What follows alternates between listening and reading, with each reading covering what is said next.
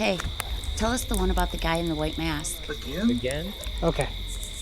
There was this girl named Lori, a high school student, honor roll, shy around boys. She got this job, babysitting a couple kids. It was supposed to be $20 for pizza and table and long talks on the telephone with her friends who were supposed to also be babysitting.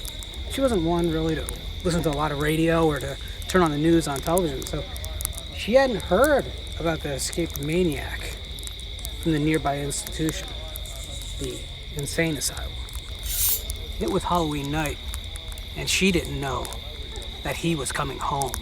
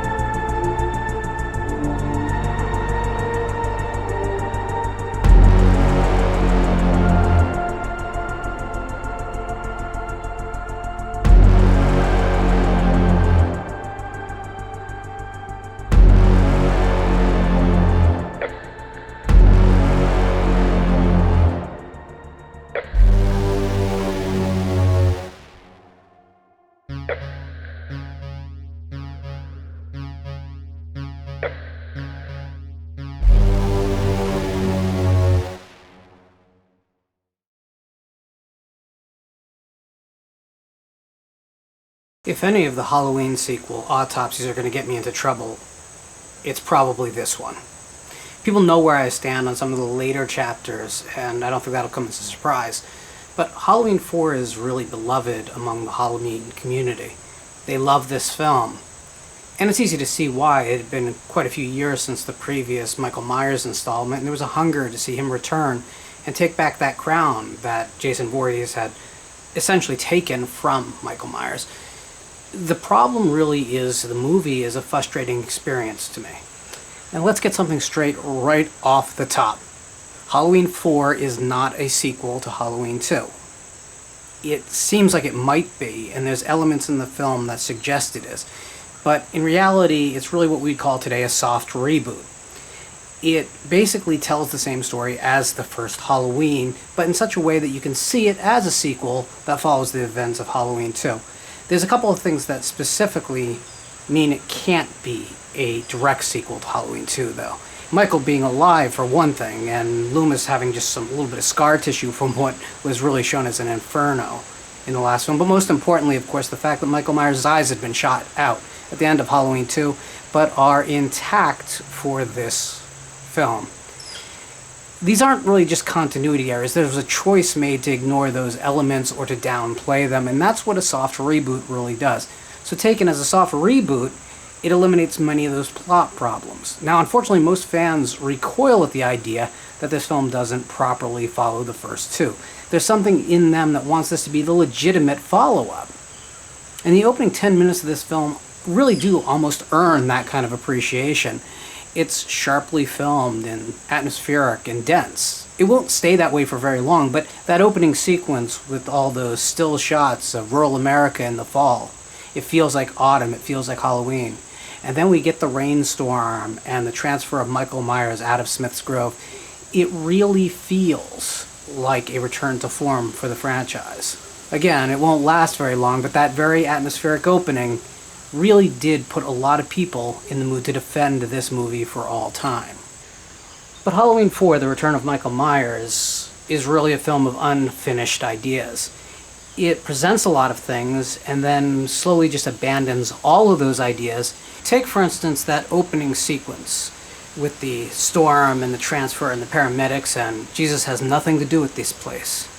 It's all meant to be kind of a recasting, a recreation of the scene where Loomis and Nurse Marion approach Smith's Grove in the original film to find that there's been a mass escape on the grounds. It's a very similar sequence in most ways, but then we get the weird murder sequence where Michael has the strength suddenly to push his thumb through the skull of one of the paramedics. That's really not the Michael Myers we know from the first two films, who was more of a stealth killer. He wasn't some superhuman, he was supernatural, but he wasn't some brutish Hulk who could just tear you apart with his bare hands. No, this is different. This is shockingly different, and this represents more of the Jasonification of Michael Myers. There's nothing wrong with that per se, but we're in a different place in a different time. And again, this is not a direct follow-up to Halloween 2. That Michael Myers is dead and gone, and we'll never see him again in the franchise. Now that's followed by what has to be my least favorite sequence in this film, and possibly the early franchise. It's the scene in which we're introduced to Danielle Harris's character, Jamie, and she has a nightmare about her uncle, Michael, attacking her in her room. She very clearly sees his mask and his mannerisms, and it's clearly the same Michael that will inhabit the rest of this film. But of course, she's never seen him before. It makes zero sense. Now, Halloween 5, a film that a lot of people detract from, actually tries to fix this scene by creating a psychic link between the two characters. But there's no other hints in this movie except perhaps if you read the very end of the film in a certain light, that that's the case. And again, that's the whole thing with this movie. It is just full of these ideas that are not realized, that don't really ever go through the process of being conceived, executed, and resolved. Instead, we get pieces of all those parts of the process, but it's not ever fulfilled.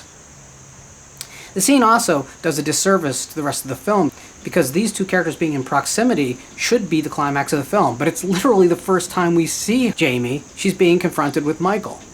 That really destroys any possibility for those two being on screen together to have the kind of impact it really should. Loomis, meanwhile, has been transformed from the doctor and societal guide that he was in the previous film, almost a shaman, really. A witch doctor in the previous two installments of the Michael Myers saga. Here, he becomes an outright gunslinger. He's on the trail of the outlaw Michael Myers from the very beginning, and he's a rogue. He's that cop on the last case of his career. It's really kind of silly to see a man of his age and in his condition put in this role, but perhaps it could work. I mean, that's a lot of wind. So we get the scene at the cafe/garage where we get literally a showdown between Loomis on one side and Michael Myers on the other. And it's really set up like the duel on Main Street in any dusty town in a Western. But we don't get the conflict there. It's been put off. You get the outrageous feeling that we're going back to that, and we'll get that climatic battle between these two forces that are so iconic to the series. But spoilers, we don't. The movie introduces the idea visually, never lives it out. So we don't get to enjoy what it is setting up.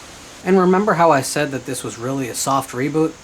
Here we get a new sheriff and his daughter, and we replay basically the dynamics of the first film with Annie. It might be fine if there was something new to be said about these scenes, but ultimately there's just not. And the sheriff's daughter is now basically taking the role of the Linda character. It's a little bit awkward because it feels like a shortcut to not have to add yet another character. Instead, we kind of just go through the short math, and it doesn't change anything. Meanwhile, Haddonfield seems to have been transformed from suburbia to a very rural community. And that is really disturbing because the whole point of the series was that the crime from the cities has come into the suburbs. The place where we lock people away, that place out there, that urbanity that people don't have to think about, will invade the suburbs. Well, in this film, because we go so rural with the locations, it's a different dynamic, and now it just feels like a monster in the midst. It's a traditional monster movie, which is, again, fine, but it loses all that luster of the early series, all that direct, impactful resonance, that feeling that we're watching something important that reflects our world. Instead, we're watching escapism. Pure and simple. And in that way, it's easy to see why people would start to have rooted for Michael Myers in these films, something that would only continue through the series. And finally, there's the big climatic battle after the hillbillies hunt down Michael Myers, and Michael Myers hides under the chassis of a truck. It does other superhuman, unrealistic things, completely at odds with the logic of the first film. But all that aside, ultimately it comes down to the sheriff shooting him in a graveyard. No showdown between Loomis and Myers. No climatic moment where Rachel protects Jamie, which is, another theme in this film, which is that sisters, Rachel and Jamie are supposed to reflect the estranged nature of Judith and Laurie. in some kind of way. You can tell there's some kind of idea about stepsisters kind of relating to the idea of two sisters of very different ages that grew up in different families. But it never comes to anything, and it's not developed well enough to even be a thematic. It's almost there. But Michael Myers gets shot by a big gun and falls down a hole, and we conclude the film without resolving absolutely anything that got sort of developed in the preceding 80 minutes. Halloween 4 is a fan favorite. That position has always sort of baffled me, but I get it on an escapist level. It is a well-made film, mostly, and a lot of the acting is quite good, not all of it. It came out at a time when people were hungry for this exact movie, and maybe your first viewing of it has informed how you view the film on every subsequent watch. I'm not going to criticize any of that. People like what they like, and there's a reason they like what they like. For me, this is a lesser chapter, and it's probably low on the list of the guilty pleasure Halloween films, which is basically anything past the third film for me, but does not include anything after H2O, which I would consider poor films after that point. But the writing here has taken a significant dive, and that should be noted.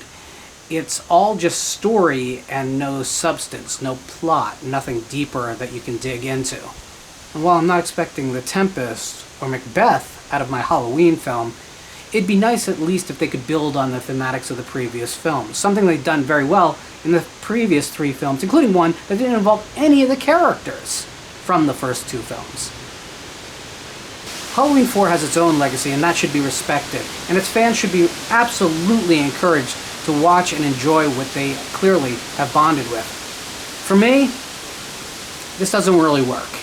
I watch it, it's fine, but it's a big step down from where the series had been. But don't worry, Halloween fans. There's a much bigger step down coming in a few films.